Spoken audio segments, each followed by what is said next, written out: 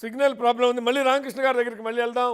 Right. Tulasi Reddy గారు, అంటే మీ observations, ఎందుకంటే ఇట్లాంటి టైంలో వస్తారు అనేటువంటిది టికెట్ల కోసం పెద్ద ఎత్తున వస్తారు, వచ్చారని కూడా విజిబుల్గా కనపడుతున్నారు. వస్తారంటాం వేరు, కనపడటం వేరు, విజిబుల్గా ఉన్నారు. ఇటువంటిప్పుడు కొంత లాజిస్టిక్స్ జాగ్రత్తగా చేయాలి, చేసుకోవాలి. ఆ రకంగా అక్కడ అంతమంది జనం ఉన్నప్పుడు గేట్లు తెరుచుకుంటే ఒక్కసారిగా మీద పడతారు.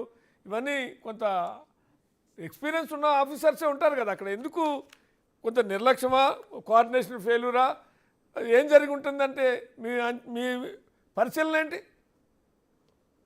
ఇప్పుడు ఈ యొక్క దుర్ఘటన జనవరి 8వ తారీఖు అనేది టీటీడీ చరిత్రలో ఒక చీకటి రోజు.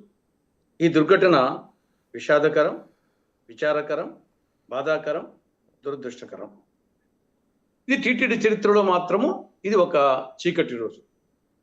సరే, ఆ పర్టికులర్ సంఘటనకు సంబంధించి 6 మంది చనిపోవడం జరిగింది, 5 మంది మహిళలు. సరే, ఆ చనిపోయిన వారికి 20 లక్షలు ఎక్స్‌గ్రేషియో ఉద్యోగం ఇస్తా అని చెప్పారు. సో చెత్తగాతులకు వచ్చేసి ట్రీట్మెంట్ ఇస్తున్నారు. మిగతా దీని మీద ఒక ముగ్గురిని బదిలీ చేయడం జరిగింది, ఇద్దరి మీద యాక్షన్ తీసుకోవడం జరిగింది, వాళ్ళని సస్పెండ్ చేయడం జరిగింది. తర్వాత వచ్చేసి విచారణ కమిటీ వేశారు. ఇది ఓవరాల్గా జరిగిన పరిణామం. ఇక్కడ ఇక్కడ ఖచ్చితంగా సమన్వయ లోపం ఉంది, నో డౌట్ అట్ ఆల్. సమన్వయ లోపం అనేది టీటీడీ పాలక మండలికి, అధికారులకు మధ్య ఉంది, అధికారుల మధ్య కూడా ఉంది. తర్వాత వివిధ departments, police department, TTD, revenue department, సంబంధించిన డిపార్ట్మెంటు, భద్రతా సిబ్బంది. కాబట్టి పాలక మండలి మధ్య, వాళ్ళకు అధికారుల మధ్య ఉంది, అధికారుల మధ్య కూడా సమన్వయ లోపం ఖచ్చితంగా కనపడతా ఉంది. ఇది డెఫినెట్గా ఒక వైఫల్యం. ఆ యాంగిల్ వచ్చేసి ఖచ్చితంగా దానికి కారకుల మీద చర్య తీసుకోవాల్సిందే. కానీ అట్ ది సేమ్ టైం దీన్ని రాజకీయం చేయడము అనేది కరెక్ట్ కాదు. ఏ పార్టీ చేసినా, తెలుగుదేశం పార్టీ వాళ్ళు వచ్చేసి గత ప్రభుత్వం మీద వేయాలని చూసినా, లేదా గత ప్రభుత్వం వచ్చేసి ఏదో దొరికిందిలని చెప్పేసి చెప్పడము, పవన్ కళ్యాణ్ వచ్చేసి ఆయన రాజకీయం చేయడము, ఆయన గవర్నమెంట్లో ఉన్నాడా లేదా అని అర్థం కాని పరిస్థితి. నువ్వు క్షమాపణ చెప్పావు, ఇప్పుడు ఎవరు అడుగుతున్నావు? నువ్వు ఇవ్వను అంటే ముందు చంద్రబాబు అడిగినట్టు ఇప్పుడు ముఖ్యమంత్రి క్షమాపణ చెప్పాలని డిమాండ్ చేసినట్టే. కాబట్టి అన్ని పార్టీలు రాజకీయం చేస్తున్నాయి, అది కరెక్ట్ కాదు. నేను చిన్న చేయడం కాదు, కానీ ఇటువంటి సంఘటనలు, స్టాంపీడ్ వచ్చేసి తొక్కిసలాటలో మనం చరిత్ర తీసుకుంటే, మక్కా మసీదుకు సంబంధించి 1990లో 1426 మంది చనిపోయారు హజ్ యాత్ర సందర్భంగా.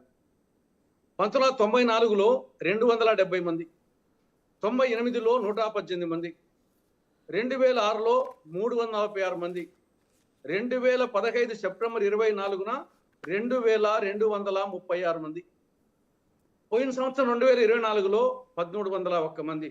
ఇది మక్కా మసీదులో హజ్ యాత్ర సందర్భంగా తొక్కిసలాట్లో జరిగినటువంటి చనిపోయినటువంటి వ్యక్తుల నంబర్. ఈవెన్ మన దేశంలో టెంపుల్స్ తీసుకుంటే 2016 ఏప్రిల్ 16న కేరళ కొల్లాం జిల్లాలో పుట్టింగల్ దేవి టెంపుల్లో 106 మంది చనిపోయినారు. 1954 ఫిబ్రవరి 2న అలహాబాద్ కుంభమేళలో 800 మంది చనిపోయినారు. 2008 సెప్టెంబర్ 30న రాజస్థాన్లో చాముండేశ్వరి టెంపుల్లో 224 మంది చనిపోయినారు. రాజమండ్రి పుష్కరాల్లో 2015 జూలై 14న 29 మంది చనిపోయినారు. శబరిమలలో 2011 జనవరి 15న 102 మంది. కాబట్టి ఇది టీటీడీ చరిత్రలో వచ్చేసి ఒక చీకటి అధ్యాయము జనవరి 8న. కానీ ప్రపంచవ్యాప్తంగా కానీ దేశవ్యాప్తంగా చూస్తే ఇటువంటి తొక్కిసలాటలు అది అనేక కారణాలు. ఇది డెఫినెట్గా మానవ తప్పిదం, ఇదేమి భూకంపాలో లేకుంటే వరదలో కాదు. ఇది డెఫినెట్గా వచ్చేసి అక్కడ అది మక్కా కావచ్చు, టీటీడీ కావచ్చు, ఇంకోటి కావచ్చు, అక్కడ సమన్వయ లోపము, అవగాహన లోపము, స్థానికంగా ఉండే వైఫల్యాలు. కాబట్టి దాని గురించి డెఫినెట్గా వచ్చేసి స్పెసిఫిక్ ఈవెంట్ సంబంధించి చర్య తీసుకోవాలి. కానీ ఊరికి వచ్చేసి మొత్తము ఎవరికైనా సరే అక్కడ వచ్చేసి ఉద్దేశపూర్వకంగా చేయడం కాదు. కానీ ఒకసారి వచ్చేసి ఎంత పకడ్బందీ చేసినా కానీ ఒకసారి జరుగుతాయి.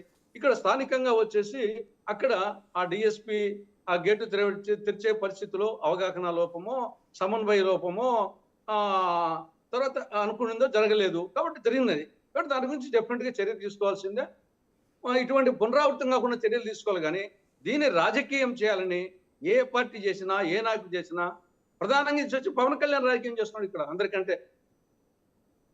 రైట్ కాబట్టి ఇది కరెక్ట్ కాదని నా అభిప్రాయం. రైట్